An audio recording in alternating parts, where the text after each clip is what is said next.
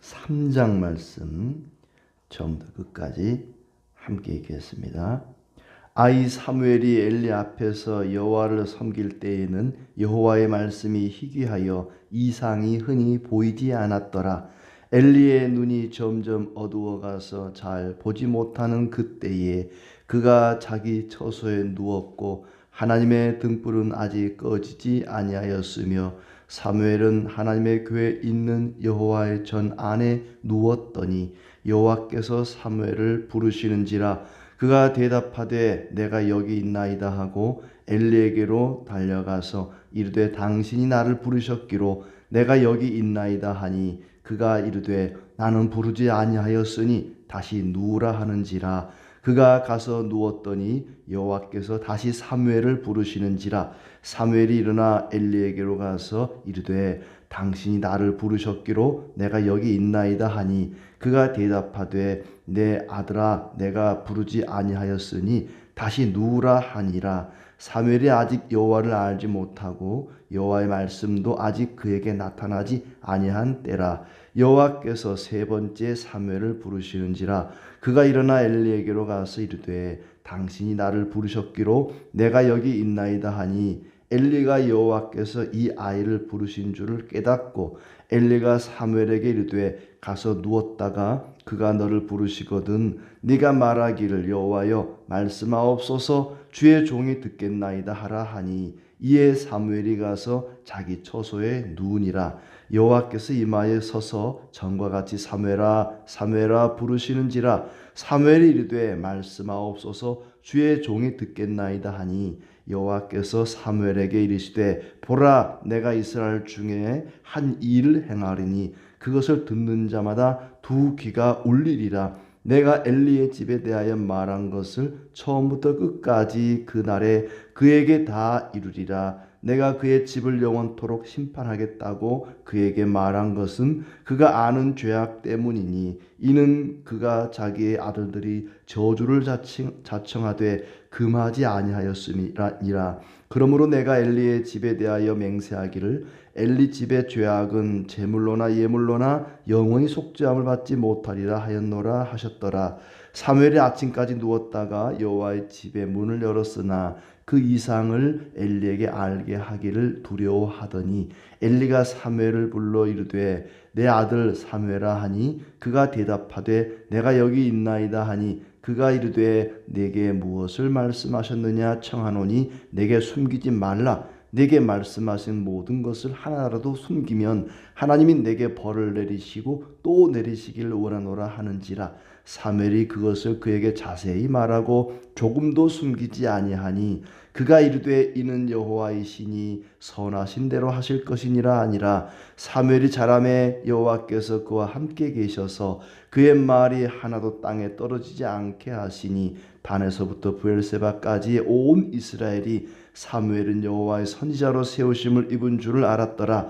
여호와께서 실로에서 다시 나타나시되 여호와께서 실로에서 여호와의 말씀으로 사무엘에게 자기를 나타내시니라. 아멘.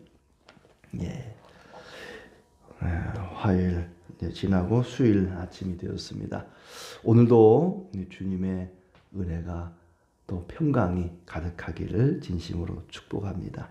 이스라엘 역사가 사사 시대에서 왕이 다스리는 시대로 넘어가던 그 어간에 마지막 사사이면서 또 선지자이고 그리고 두 명의 왕에게 기름을 부었던 사람 사무엘, 사울에게도 기름을 붓고 다윗에게도 왕으로 기름을 부었던 아주 훌륭한 선지자 사무엘입니다.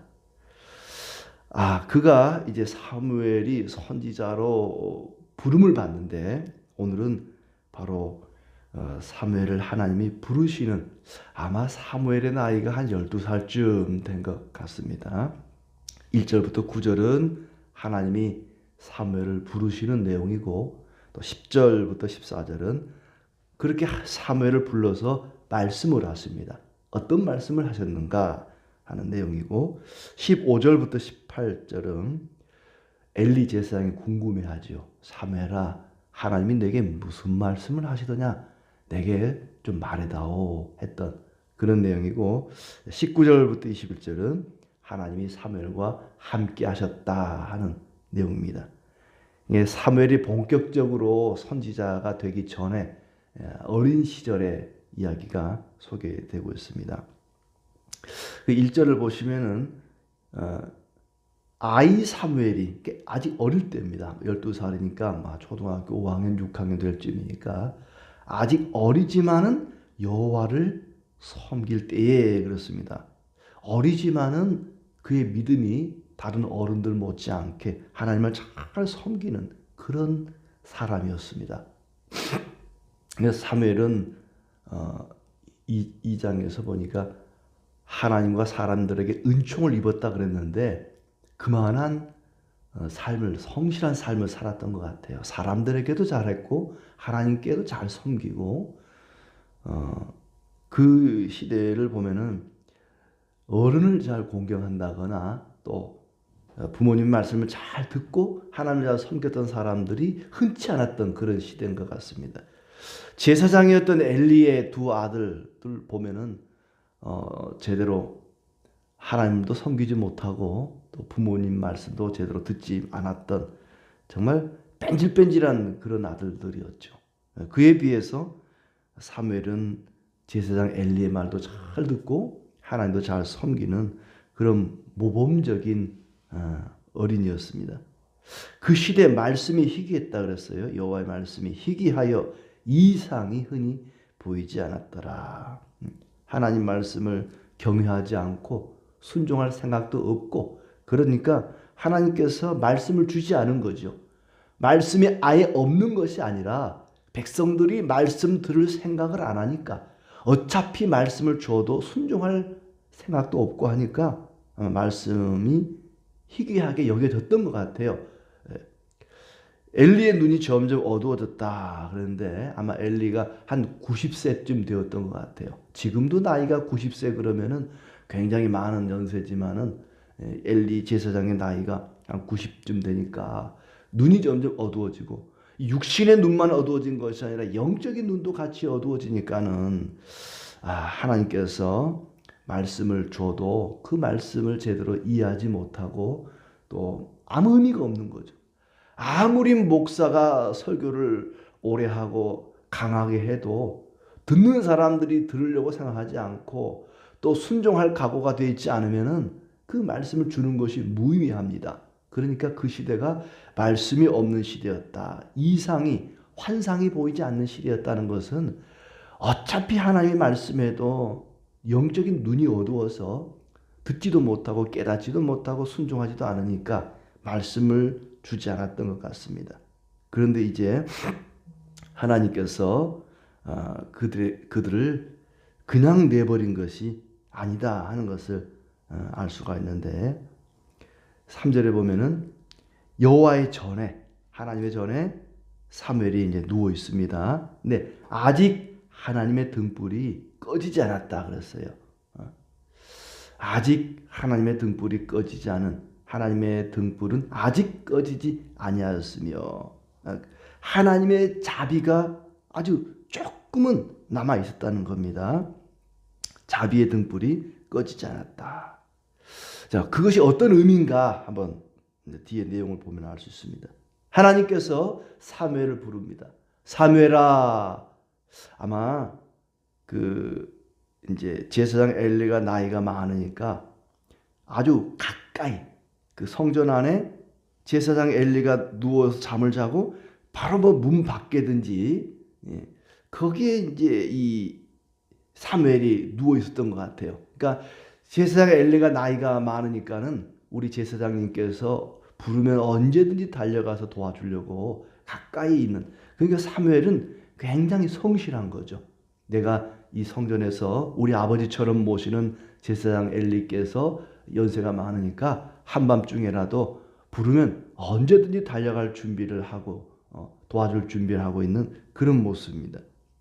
사무엘이 부름을 받고 내가 여기 있나이다 하고 엘리에게 달려갔습니다. 엘리가 내가 아닌데, 내가 안 불렀는데 혹시 저를 부르셨습니까? 확인했더니 내가 안 불렀는데 가서 누워 자거라. 그래, 또 누워 가서 잡니다. 그랬더니 또 다시 부르는 거예요.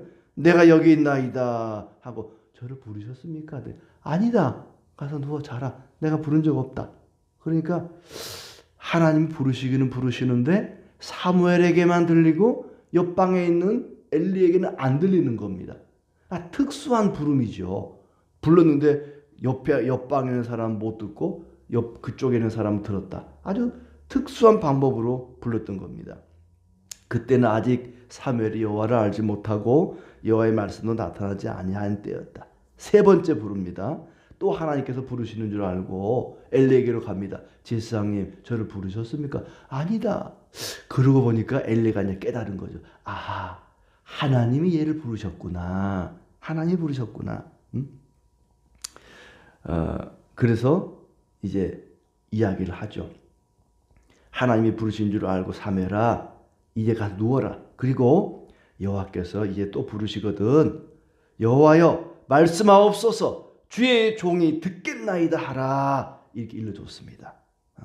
사무엘을 반복해서 부른 것은 하나님께서 계속 말씀하시는데 무관심하니까 아무리 제사장 선자를 통해서 말씀해도 들으려고도 하지 않고 순종하려고도 하지 않으니까 너무 말씀이 희귀했던 겁니다. 그런 희귀한 시대에 이제 사무엘이 부름 받는 거죠. 네 번째로 부릅니다. 사무엘아, 사무엘아 두 번이나 불렀습니다. 10절에 사무엘이 이르되 말씀하옵소서 주의 종이 듣겠나이다. 엘리 제사장이 시키는 대로 한 겁니다. 말씀하옵소서 주의 종이 듣겠나이다. 사무엘은 엘리 제사장이 부르든지 하나님이 부르든지 두 번, 세 번, 1000번, 10,000번 부르면 부르는 대로 언제든지 들을 준비를 하고 언제든지 순종할 준비를 했습니다. 그러니까 하나님께서 부르실 때에 말씀하옵소서 주의 종이 듣겠나이다. 시키는 대로 한 겁니다. 그러자 하나님께서 사무엘에게 말씀하십니다. 뭐라고 말씀하시는 거 아니? 이스라엘 중에 내가 한 가지 일을 행하리라. 엘리 집에 대해서 말한 것을 다 이루겠다. 이 앞에 2장에 보니까 엘리 제사장 집에 대해서 대를 끊겠다고 말씀하시고 한날에 자식들이 죽을 것이다. 이렇게 말씀하지 않았습니까? 그대로 할 것이다. 그런데 13절에 보니까 이런 말합니다. 그에게 말한 것은 그가 아는 죄악 때문이니 이는 그가 자기 아들들이 저주를 자청하되 금하지 아니하였음이니라. 엘리 집안에 재앙이 내린 하나님의 심판이 내린 이유가 뭐냐? 그가 아는 죄악을 범했다. 알고도 죄를 범했다는 겁니다. 그래서 14절에 영원히 속죄받지 못할 것이다. 알면서도 지은 죄. 자기 자식들이 잘못하는데도 금하지 아니하고 따끔하게 이놈들 그럼 되겠느냐? 너희들은 제사장 자격이 없다. 근신해라. 뭐 혼을 내고 해야 되는데 아는 죄를 범했다는 겁니다. 알고도 지은 죄. 우리가 흔히 알고도 지은 죄, 모르고도 지은 죄 뭐 회개하는데 모르고 지은 죄는 하나님도 정상 참작을 해 주십니다. 하지만 알고도 지은 죄, 그것이 죄인 줄 알면서도 지은 죄가 이게 큰 죄입니다. 용서받지 못할 죄라 그랬습니다. 속죄받지 못할 죄다. 예물로도 제물로도 그 죄는 영원히 속죄함을 받지 못하리라. 그러니까 한날 두 아들이 그냥 죽지 않습니까? 알고도 지은 죄.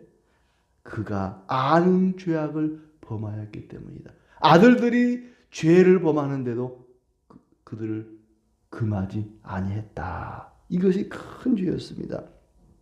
아마 이제 엘리 제사장이 궁금했던 것 같아요. 사무엘아, 하나님이 너에게 뭐라고 말하더냐? 솔직히 얘기해라. 감추지 말고 들은 그대로 있는 그대로 말해라. 사무엘도 워낙 순수한 사람이라 하나님이 주신 말씀을 그대로 다 이야기를 했습니다. 아마 엘리 제사장은 굉장히 마음이 아팠을 거예요. 자기 죄 때문에 아들들을 제대로 금하지 않아서 죄를 범하는데도 내버려 둠으로써 자기 집안에 재앙이 임하고 자기 집안뿐만 아니라 제사장 집안에 재앙이 임했다는 것은 이스라엘의 재앙이 임한 것입니다. 그런데 그나마 엘리 제사장이 잘한 것은 하나님이 제사장인 자기를 제쳐놓고 어린 사무엘에게 말하는데도 서운해하지 않고 그것을 그냥 하나님의 말씀으로 그대로 받아들였다는 거예요. 내가 제사장인데 말이지. 왜 나는 가만히 놔두고 저 어린 사무엘에게 하나님 말씀하십니까? 이럴 수 있습니까? 제사장은 난데 막 서운해하고 하나님께 따지지 않고 내가 나이 늙고 이제 나이가 이렇게 많으니까 하나님이 이 젊은 아이에게 말씀을 주셨습니다. 이 사무엘에게 주신 말씀을 하나님의 말씀으로 그대로 잘 받아들였다는 거죠. 그리고는 19절부터 21절은 하나님이 사무엘과 함께 하셨다고 이야기합니다. 사무엘이 자라매 여호와께서 그와 함께 계셔서 그의 말이 하나도 땅에 떨어지지 않게 하셨다. 그리고 온 이스라엘 백성들이 사무엘을 여호와의 선지자로 인정을 하게 됩니다. 그리고 사무엘에게 하나님이 나타나셨다. 사무엘이 살던 그 시대는 말씀이 희귀한 시대고 백성들이 하나님의 말씀을 들으려고도 하지 않고 순종하려고도 하지 않는 그런 완악한 시대였습니다. 특히 자기가 섬기는 엘리 제사장의 아들들은 불량자들이었고 하나님을 멸시하는 그런 자들이었습니다. 그런데 그런 악한 자들의 영향을 받지 않았다는 거예요. 옆에 있는 홈리와 비느하스의 영향을 받지 않고 그 시대의 세속에 물들지 않고 순수하게 하나님이 무슨 말씀을 하시든지 마치 예수님의 말씀에 순종하라고 했던 마리아처럼 무슨 말씀을 하시든지 그대로 순종하려고 하는 그런 자세를 가진 사무엘. 하나님이 그를 이스라엘을 다시 일으켜 세우는 일에 귀한 일꾼으로 사용해 주셨습니다.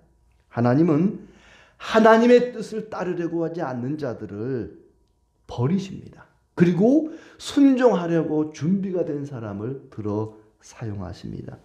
어제 읽었던 2장 30절 말씀에 하나님께서는 나를 존중히 여기는 자를 내가 존중히 여기고 나를 멸시하는 자를 내가 경멸하리라.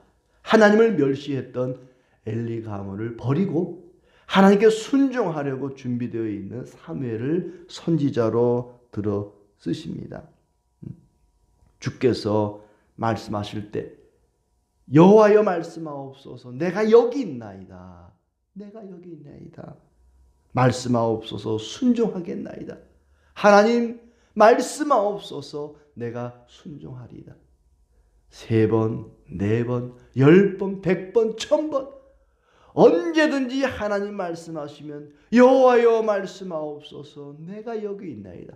언제든지 들을 준비, 순종할 준비. 우리는 이렇게 준비를 잘 하고 있어야 합니다. 하나님 언제든지 말씀하옵소서 내가 듣겠나이다. 이것이 하나님의 자비의 등불이 꺼지지 않았다는 겁니다. 아까 3절에 성전에 하나님의 등불이 아직 꺼지지 않았다는 것이 하나님께서는 그나마 희망의 등불 마지막 그 사무엘을 통해서라도 하나님의 말씀을 전하고자 하는 이스라엘을 구원하고자 하는 그 사랑의 등불 은혜와 자비와 긍휼의 등불을 끄지 않았다는 것입니다. 언제나 문제는 우리 자신입니다. 백성들이 문제였지 하나님이 문제가 아니었습니다. 그 시대에 말씀이 없었다, 말씀이 희귀했다, 이상이 환상이 보이지 않았다. 그것은 하나님이 말씀을 안 주신 것이 아니라 백성들에게 말씀을 들을 준비가 안 돼 있었다는 거예요. 순종할 준비가 안 돼 있었다는 겁니다. 아무리 말씀을 100번 1000번 말해도 들을 준비가 안 돼 있고 순종할 준비가 안 돼 있으니까 영적으로 눈이 어두워져 있으니까 하나님 말씀이 없는 것처럼 느껴졌던 것이지 말씀이 없는 건 아니었다는 거죠. 백성들이 문제였습니다. 사람이 문제입니다. 내가 문제예요. 하나님은 언제나 말씀하십니다. 하나님 말씀이 없는 시대는 없었습니다. 하나님은 항상 말씀하셨습니다. 하나님의 등불은 꺼지지 않았습니다. 다만 사람들이 들을 준비가 안 돼 있고 순종할 준비가 안 돼 있었다는 겁니다. 그런데 이제 드디어 말씀을 들을 준비, 순종할 준비가 되는 한 사람을 하나님이 세웠다는 겁니다. 그게 누구냐? 바로 사무엘이라는 것이요. 사무엘의 어린 시절의 모습을 이렇게 우리에게 보여줍니다. 여호와여 말씀하옵소서, 내가 여기 있나이다. 언제든지 말씀을 들을 준비, 순종할 준비하고 하나님께서 말씀하실 때에 즉각적으로 순종하는, 그리하여 하나님께 영광 돌리고 하나님이 늘 함께하는 축복의 주인공들이 되시기를 바랍니다.